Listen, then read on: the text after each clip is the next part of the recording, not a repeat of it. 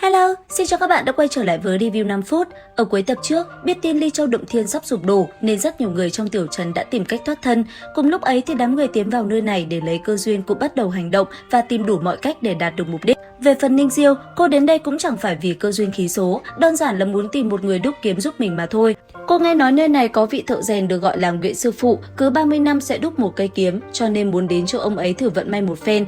Chính vì thế, Trầm Bình An đã đưa cho Ninh Diêu 3 túi kim tinh tiền đồng của mình và cùng cô đi tìm Nguyễn Sư Phụ.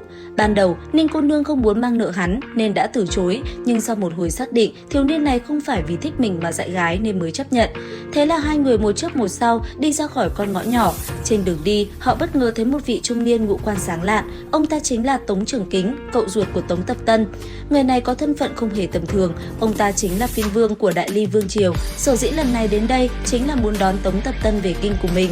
Sau khi vào trong phòng của Tống Tập Tân, nhìn thấy vật dụng thô sơ có phần đơn giản, vị nam tử áo trắng tự xưng là đệ nhất nhân võ đạo của Vương Triều Đại Ly liền tỏ ra khinh thường. Ông cho rằng nếu không phải bản thân đang ở trong tòa động thiên này thì thánh nhân Tề Tĩnh Xuân ông cũng chấp một tay. Sau khi lên mặt với thằng cháu không muốn nhận cha thì Tống Trường Kính nói sẽ dẫn Tống Tập Tân đến gặp một người. Bởi thế, trước khi đi theo ông ta, Tống Tập Tân đã dúi vào tay chị Khuê ít tiền, bảo nàng ra chợ mua gì đó mặc thật đẹp, dù sao sau này bọn họ cũng không cần dùng đến tiền. Tống Trường Kính ra khỏi cửa thì bắt gặp Lưu Tiện Dương, nhìn thấy thiên tư trác tuyệt của thiếu niên này, ông vậy mà ngỏ ý sẽ cho hắn một vị trí dưới trướng của ông và sẽ dốc lòng bồi dưỡng cho hắn. Lưu Tiện Dương gãi đầu, hắn chẳng biết ông là ai nên đã từ chối, bởi vì trong lòng hắn chỉ muốn nhận vị thợ rèn họ Nguyễn làm sư phụ mà thôi. Thời gian rất nhanh trôi qua, lúc này trời đã sẩm tối, Tề Tĩnh Xuân đi trong ngõ nhỏ đến tìm gặp chị Khuê để nói chuyện. Có thể nói đây xem như là lần cuối cùng ông có thể dặn dò cô nàng. Thế nhưng, chị Khuê vẫn luôn tỏ ra bất mãn với vị thánh nhân này. Bản thân cô luôn cho rằng những khổ cực mà mình phải chịu đựng suốt 3.000 năm qua đều là do ông. Đến lúc này thì Tề tiên sinh cũng không giấu giếm nữa, ông nói ra sự thật cho chị Khuê biết. Khi xưa, vốn không phải là ông buộc cô ký khế ước với Trầm Bình An để cô chịu khổ như vậy, mà là do thiếu niên kia rủ lòng thương xót vì cô đã suy yếu đến cùng cực mà đem lòng thiện lương chủ động ký khế ước với cô. Nghe vậy, chị Khuê hết sức bất ngờ, trước nay cô vẫn luôn lợi dụng Trầm Bình An, không ngờ hắn vậy mà lại là ân nhân cứu mạng của mình. Tuy nhiên, vì không thích Tề tiên sinh cứ luôn ra vẻ mà dạy đời mình nên nàng cũng chất vấn ông chỉ là ngụy quân tử mà thôi. Không chỉ vậy, nàng đoán rằng Ly Châu Động Thiên sắp sụp đổ thì thánh nhân như Tề Tĩnh Xuân chắc hẳn cũng đang suy yếu, cho nên không chỉ mạnh miệng phản kháng mà nàng còn định ra tay với ông. Kết quả là vừa động thân thì cô nàng đã bị trấn áp ngay lập tức, dù cô có là chân long vương chu đi chăng nữa thì cũng không thể chống lại được Tề Tĩnh Xuân.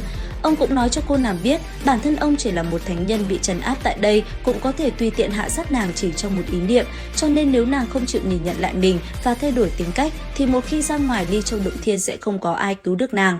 Sau khi bị dạy dỗ trong một tràng, chị Khuê dù vẫn còn ấm ức nhưng cô cũng cúi đầu tỏ vẻ ngoan ngoãn nghe lời dặn dò cuối cùng của vị thánh nhân này. Chuyển cảnh đến bên dòng suối nhỏ. Sau khi Trầm Bình An biết được công dụng của xà đảm thạch qua lời của Ninh Diêu là thứ này ở ngoài rất quý giá, cho nên hắn quyết định mang sọt ra suối để nhặt. Dù cho vết thương cũ còn chưa lành hẳn nhưng hắn vẫn cố lần mò mặc cho bàn tay chạm nước đã rớm máu. Ngay trong lúc Trầm Bình An mải nhặt đá thì ở bên bờ suối đã có một cô gái xuất hiện, vừa ăn bánh vừa nhìn hắn chăm chú. Cô nương có vẻ ngoài xinh đẹp và tâm hồn đầy đặn này chính là Nguyễn Tú, con gái của vị thợ rèn mà Ninh Diêu muốn nhờ ông đúc kiếm. Lúc này thì Trầm Bình An cũng mải mê nhặt đá nên chẳng để ý gì, hắn lội trái lội phải muốn triệt để càn quét dòng suối nhỏ này. Qua hồi lâu khi đã nhặt được kha khá xà đảm thạch thì hắn tiện tay bắt thêm vài con cá với suy nghĩ sẽ đem chúng về nhà tẩm bổ cho Ninh cô nương. Không ngờ rằng sau khi cô gái kia nhìn thấy mấy con cá trên tay Trầm Bình An thì tỏ ra vô cùng thích thú, dáng vẻ thèm thuồng vô cùng đáng yêu của cô bé khiến Trầm Bình An có chút ngại ngùng. Thế là hắn quyết định tặng cho cô hẳn 3 con cá. Cũng trong lúc ấy, ở cách đó không xa, Tề Tĩnh Xuân đã xuất hiện bên cạnh một ảo ảnh, nhìn qua đã thấy đây là một nhân vật không hề tầm thường. Và đây không ai khác chính là Kiếm Linh, kiếm tỷ hay còn được gọi là người cầm kiếm. Tại đây, trước khi động thiên hoàn toàn sụp đổ, ông đã khuyên Kiếm Linh để mắt tới Trầm Bình An. Việc làm này cũng gián tiếp giúp Trầm Bình An sau này được Kiếm Linh nhận chủ. Đến đây thì cũng hết tập 7 Kiếm Lai 3D. Liệu rằng diễn biến tiếp theo sẽ như thế nào? Theo dõi kênh để biết thêm chi tiết nhé. Bây giờ thì xin chào và hẹn gặp lại các bạn.